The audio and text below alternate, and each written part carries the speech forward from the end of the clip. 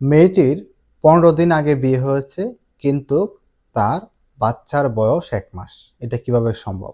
মাসিক সাইকেলটা হিসাব করি, লাস্ট যখন তার মাসিক হয়েছিল। এখন কোনো মেয়ের যদি তার রেগুলার মাসিক হয়, মাসিক সাইকেলটা যদি ২৮ দিনে থাকে, তার ওভুলেশনটা হবে মাসিকের মধ্যের সময়।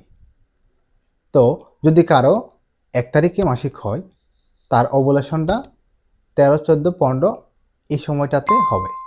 এখন কোনো মেয়ের যদি এই ১২, ১৩, ১৪, ১৫ এই সময়টাতে বিয়ে হয়ে থাকে এবং এই ১৩, ১৪, ১৫ এই সময় তারিখে যদি মিলিত হয়, সেক্ষেত্রে তাদের বাচ্চা কনসেপ্ট করবে। আলটাতে আসলো হচ্ছে তার ১ মাস, কিন্তু তার বিয়ে হয়েছে ১৫ দিন।